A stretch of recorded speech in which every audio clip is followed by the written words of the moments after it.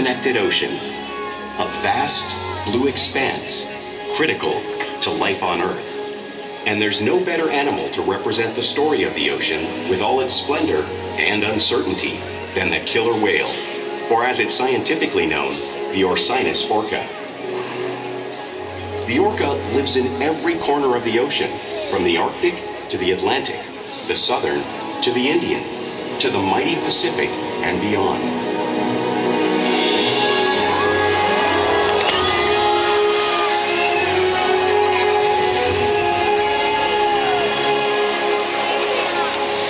This whale story is the ocean's story, and it is one we all share.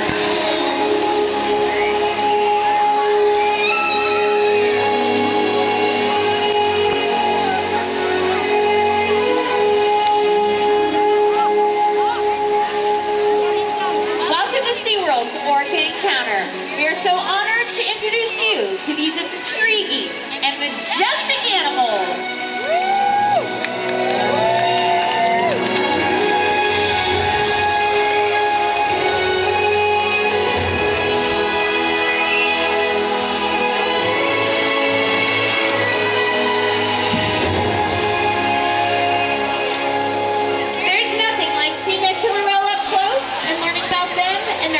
Behaviorist.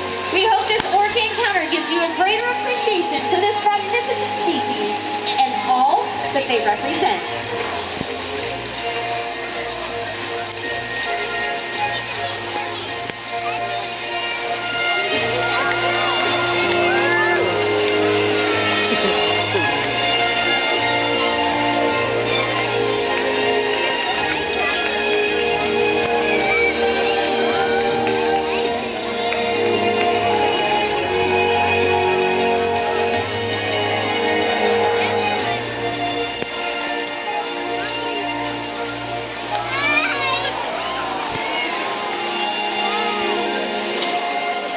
While they are found in every ocean, orcas living off the coast of Iceland are quite different than those near Costa Rica.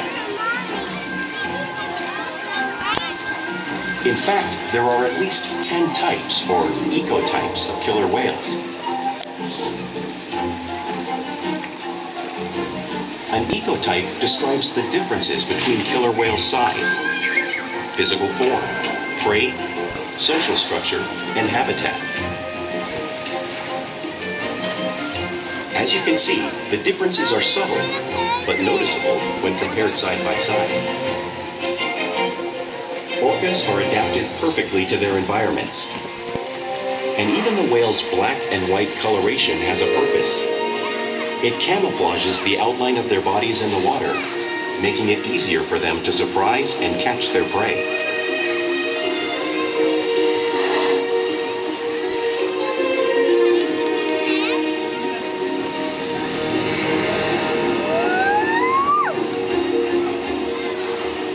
When viewed from above, the black of the whale blends in with the dark depths of the ocean.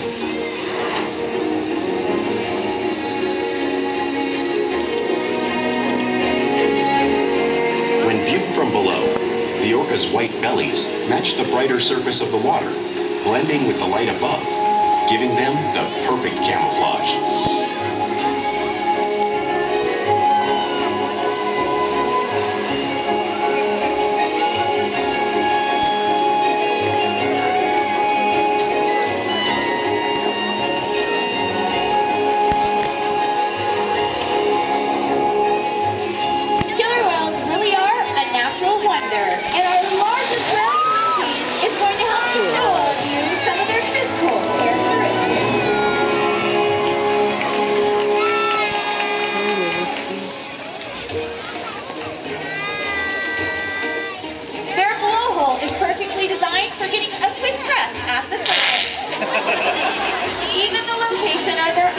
To their advantage.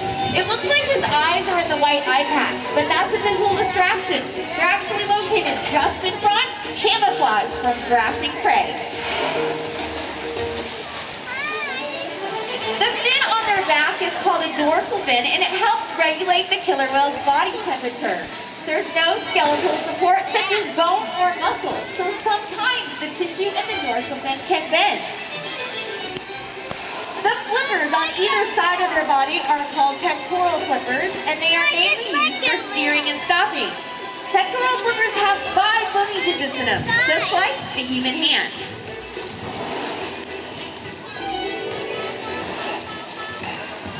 The lobes on either side of their tail are called tail flukes, and they're a part of the killer whale's engine, propelling them up to speeds of about 30 miles per hour. But they swim the fastest, and they use the most power. When propelling their up to 10,000-pound bodies out of the water.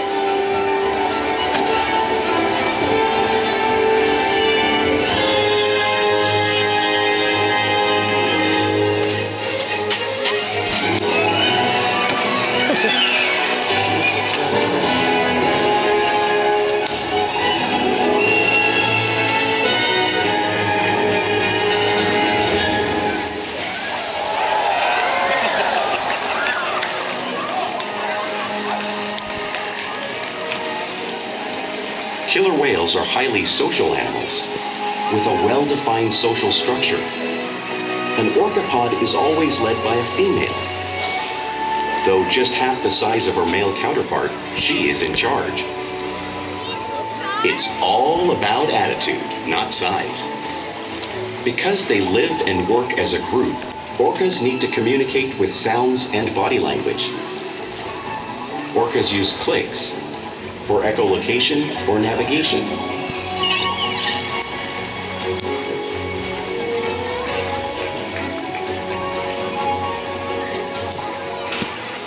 Whistles to socialize in the pod. And calls for group coordination and hunting.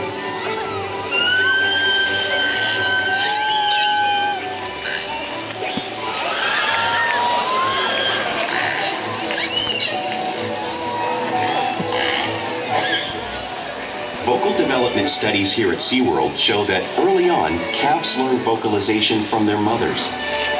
But as they grow, they learn from others close to them as well. This is a bottlenose dolphin call that Shuka learned and even taught other killer whales here at SeaWorld. In fact, orcas are the largest members of the dolphin family.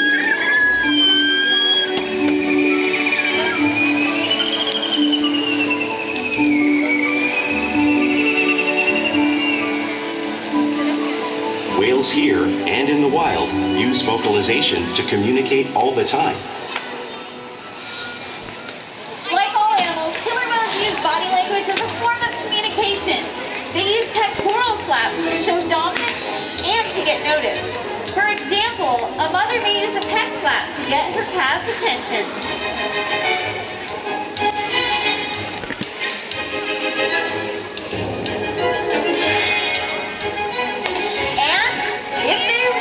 To be heard, they preach.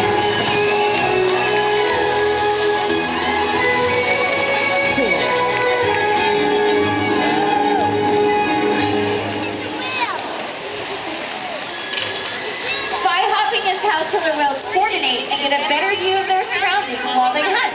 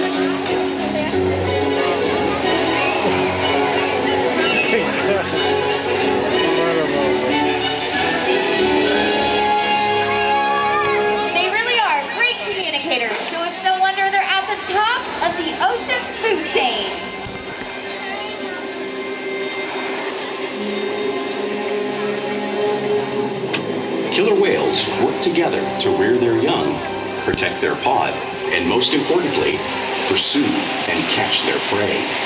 Every day they cooperate to survive in the wild oceans of the world. The orca's hunting techniques are as varied as the whales themselves. Norwegian killer whales will circle herring, herding them together. The whales use sounds to coordinate with each other and to disorient the herring. With the fish confused and contained, the whales stun them with their powerful tail flukes, making for an easy meal.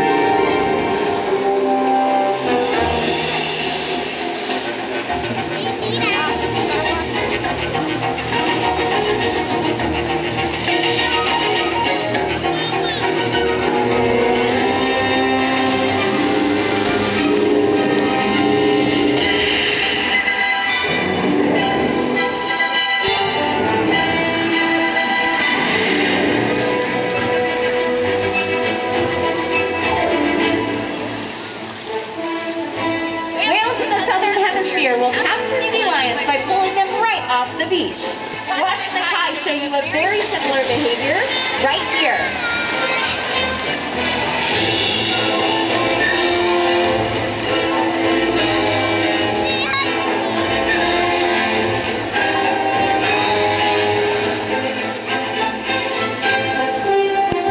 Antarctic orcas will actually create waves that wash over floating ice, knocking seals into the water.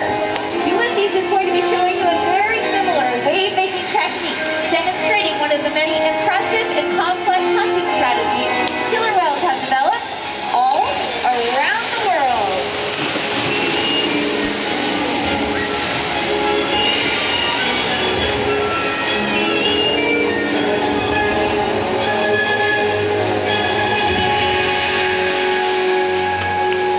Now you just saw these waves crashing right in front of you, but you really cannot imagine the amount of water displaced until you've experienced it firsthand. So guess what? It's all on your turn to experience the power of these tail flukes. So get ready, section, because Keet is on his way. Which means those tail flukes are going to bring about 55 degrees salt water headed your way.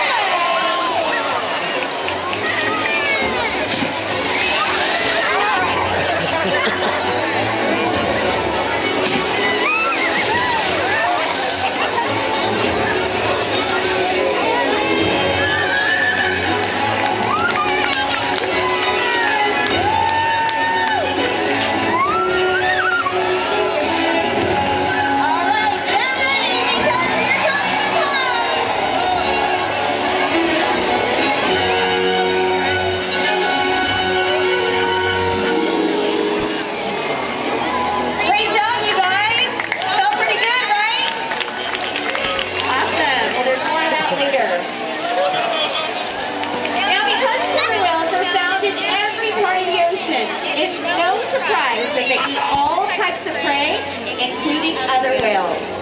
The blue whale on the screen is the largest animal on Earth. It's 5 times larger and 50 times heavier than any one of our killer whales. So, how does a whale their size eat a whale that size in the wild? It's possible because killer whales are the ultimate team players.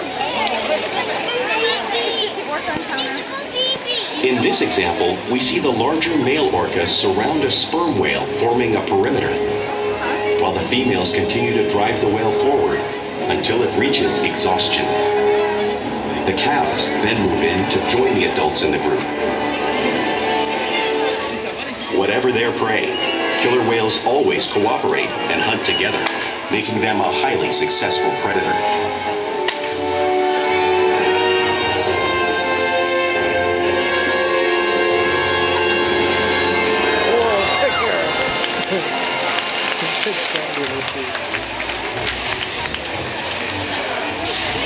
Play is an important part of everyday life for killer whales.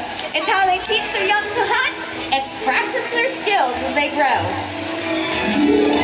Killer whales spend a lot of time interacting and showing off their playful side.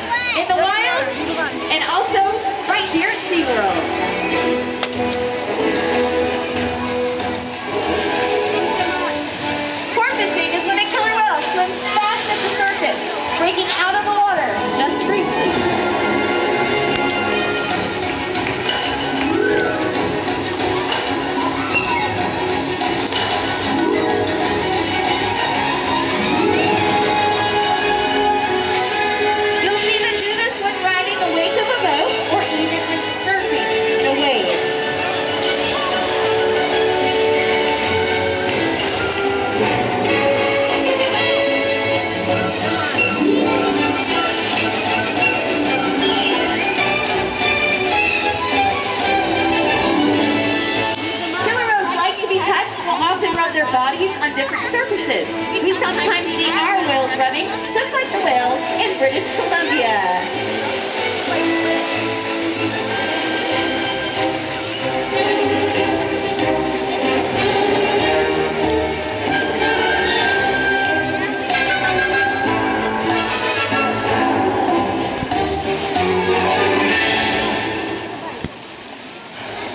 You will also see whales in the wild imitating each other.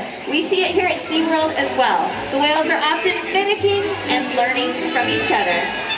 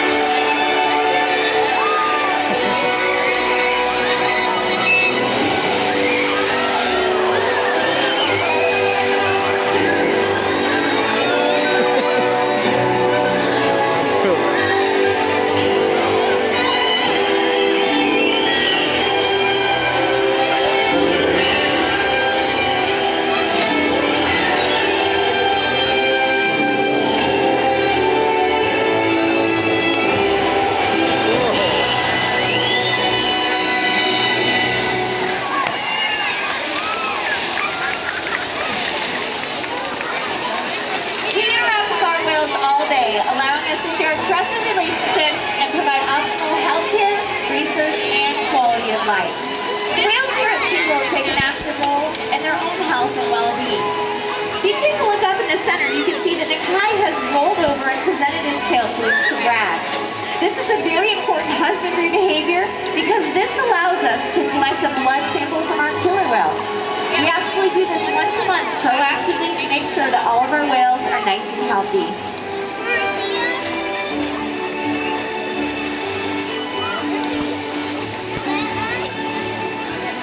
All the whales are even trained to slide out onto a scale, just like Orca is showing you in this video. Every single whale gets weighed once a week to make sure that our youngsters are continuing to grow and to make sure our adult whales are maintaining a healthy weight. The whales will even allow us to collect a breath sample from their blowhole. Now these behaviors are only possible because of the relationship that we've developed with the whales day after day right here at SeaWorld. Now, ladies and gentlemen, boys and girls, it is my honor and privilege to introduce you to one of our 10 killer whales that call SeaWorld San Diego home. This guy right here is Ulises, and he is our largest killer whale, weighing in at just under 10,000 pounds. Now, he is also our oldest male. He's just over 42 years old. Now, along with all the whales, Ulises has participated in several research projects that have helped conserve his wild counterparts. We encourage the whales every day to learn new things, to engage and stimulate their minds. Diet, exercise, and of course play keep them all in great shape. The whales here at SeaWorld have helped killer whales in the wild by participating in many research studies. One ongoing study monitors the whale's heart rate and breathing to understand how marine noise pollution from ship engines and other sources affect wild populations.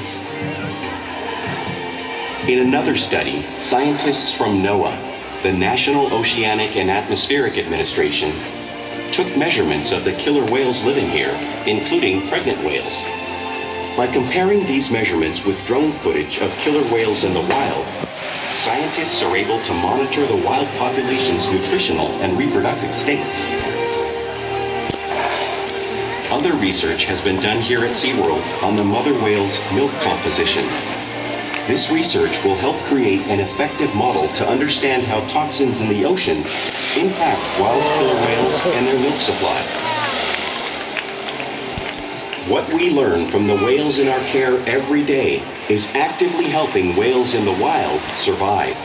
And just by being here today, you've supported our rescue, research, and conservation efforts all around the world.